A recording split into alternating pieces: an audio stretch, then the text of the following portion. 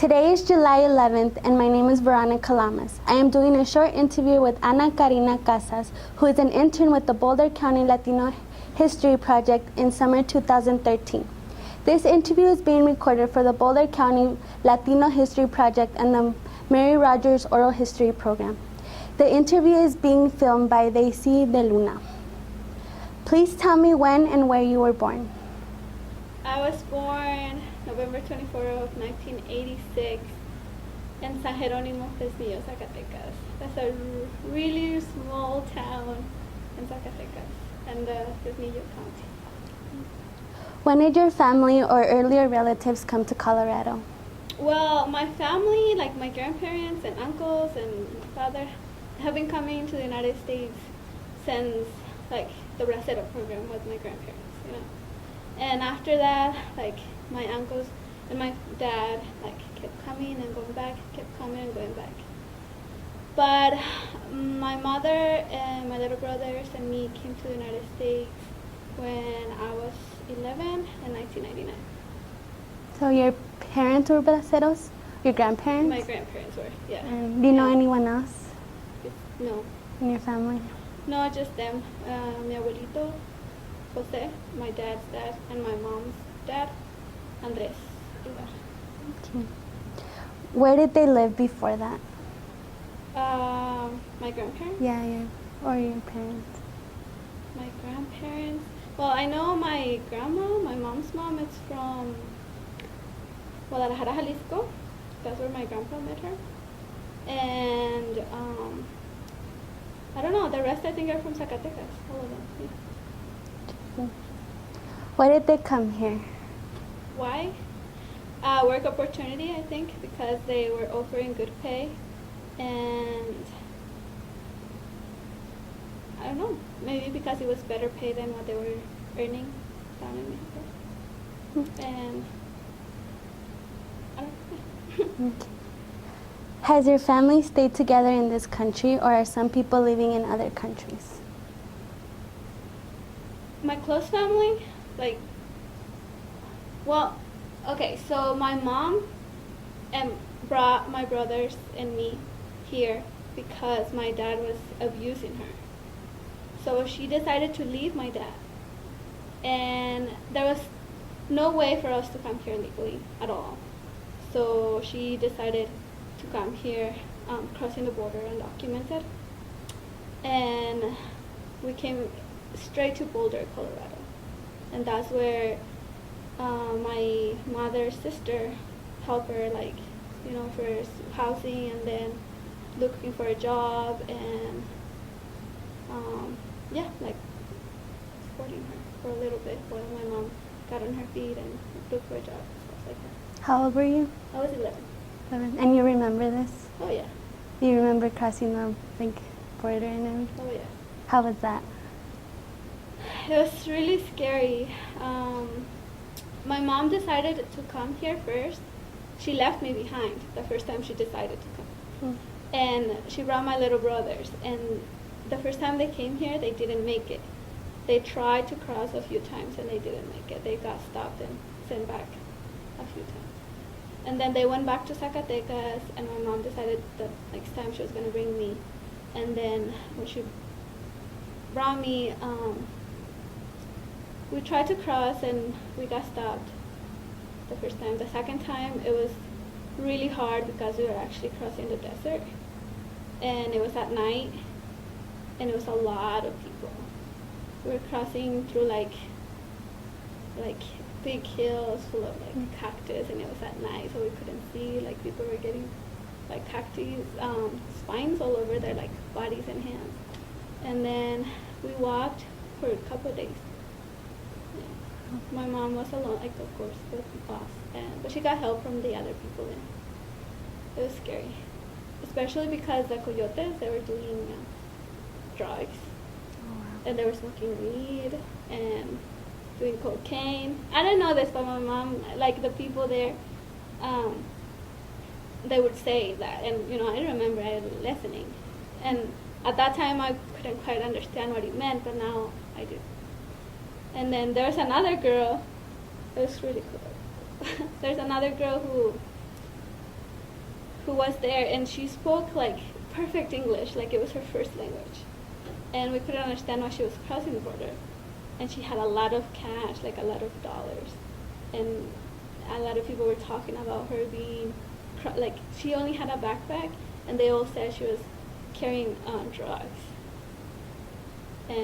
And then when we crossed, like we waited a long time until it got dark, and a van picked us up, and then it took us to a house, and it was the van was packed with people.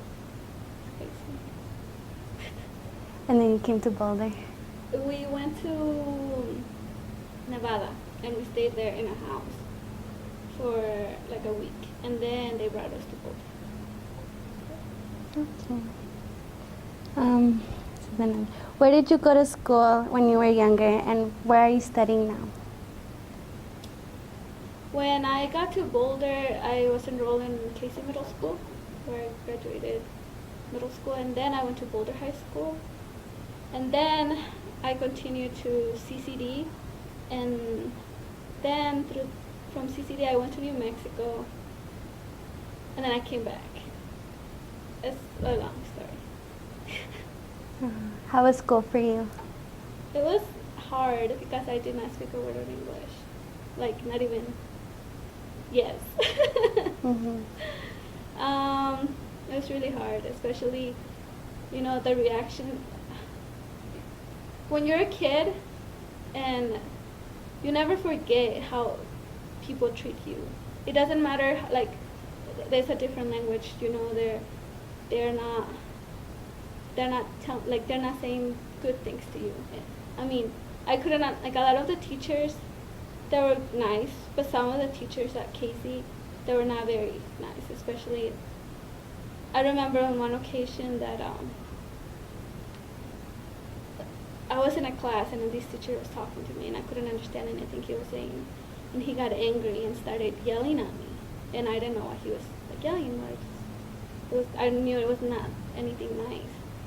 And after that, one of the girls, I ate lunch with, she said, "Did you understand anything he said to you?" I'm like, "No." And then she said that he was angry, and he was talking about how he couldn't understand why we were accepted into schools when we didn't speak a word of English, talking bad about, like, immigrants and things like that.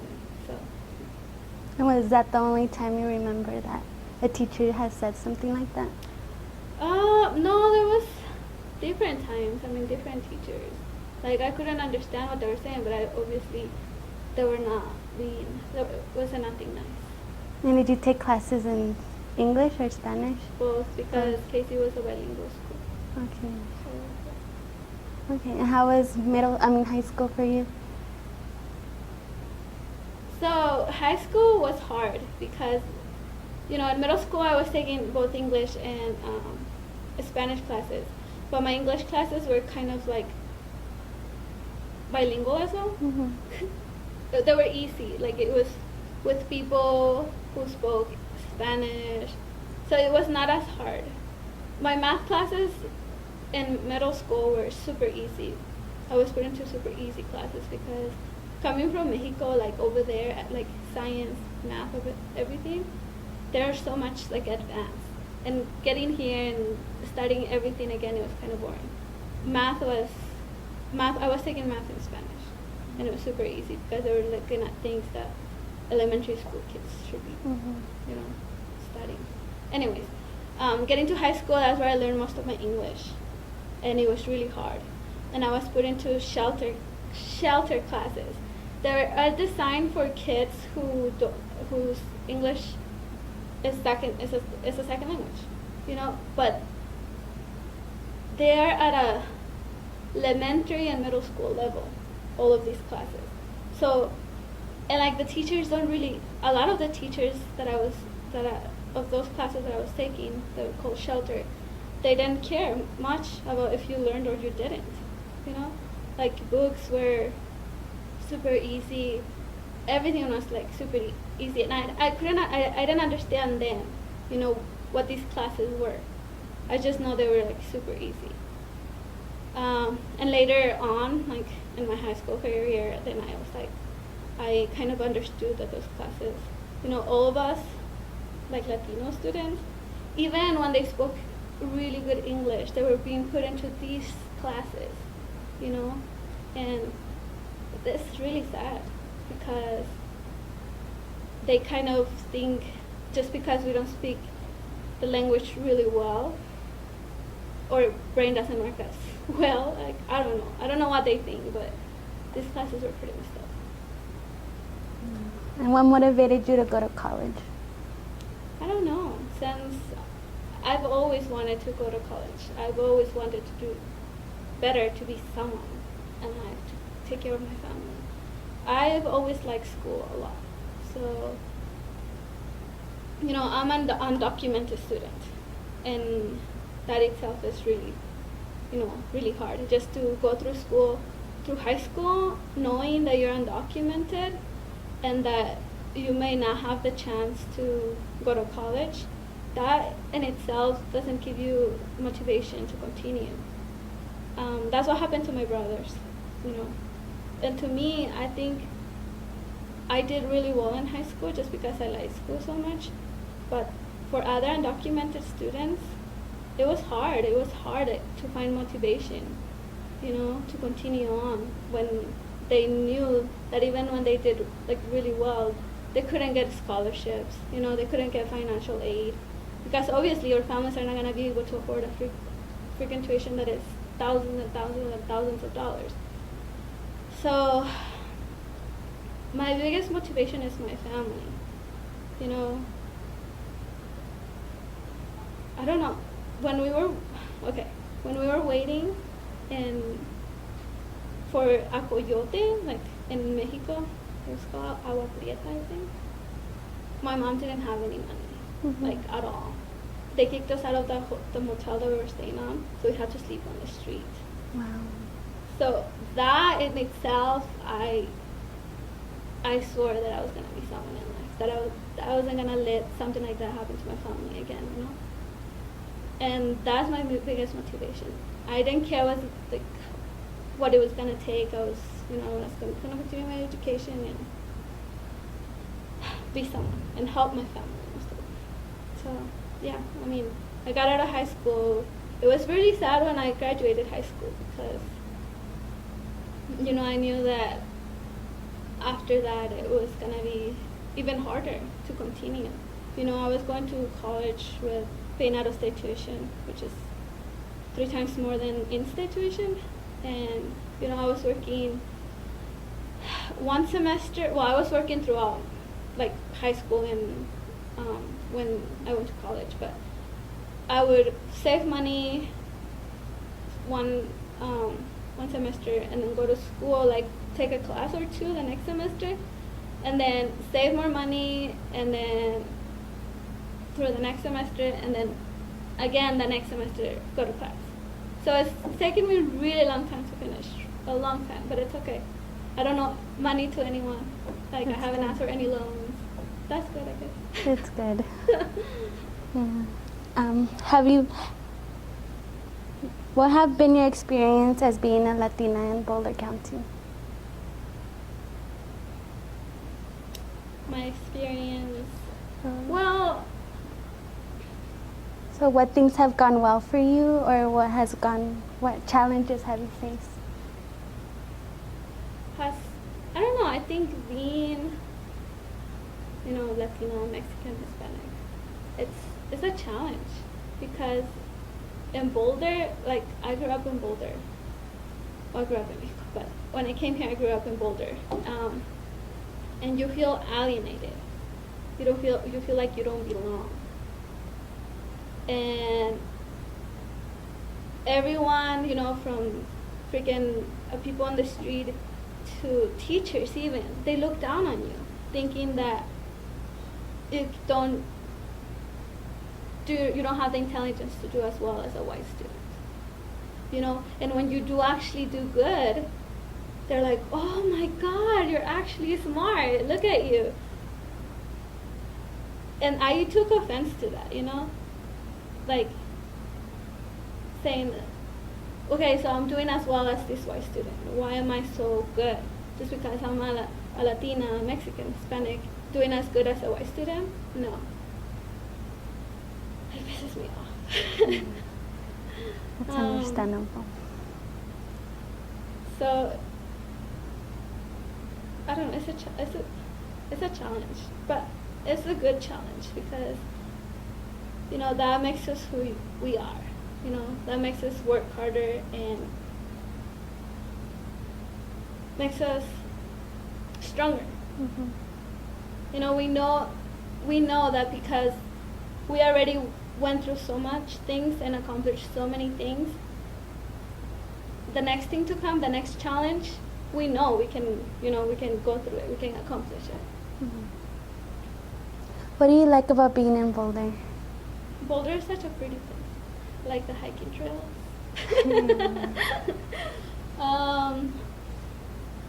A lot of people are really nice.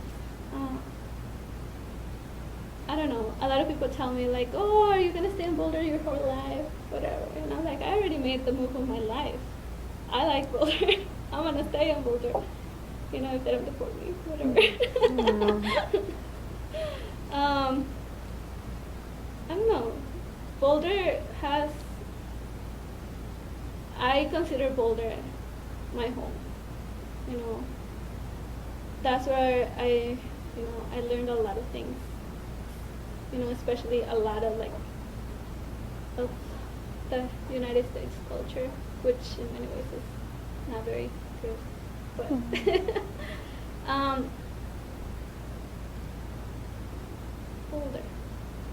Boulder County. I don't know much about the whole Boulder County. But Boulder, I don't know. I like Boulder. As you look into the future, what would you like to be doing 10 years from now? I don't know, helping people in a way. I don't quite know yet, but helping people. When I was an intern at Senator Michael Bennett's office, we went to a dinner and with Michael Bennett's staff and other Congress people's staff, that they were Latinas, especially Latina women in the political system around Denver County and and beyond. And then they asked us some questions, and what my question was, why do you help people? And what I told them was that it's really, it's not that it's not a choice. It's we have to, when we have, when we can, we have to do it. I don't know how to explain, but we have the power to do it. So if we have this power, we have to help people. So in my case, for the future, I would love to help kids, kids and trouble people, kids that have trouble staying in school, kids that have trouble and have gone into the criminal system, because my brothers went through that. And at that time, I did not know what to do, and I didn't know the things that I could do to help them. But as I grow older and through my experiences, I know. Now I know. So I would like to do something. Okay. Do you think that being Latino will affect your ability to pursue your future plans?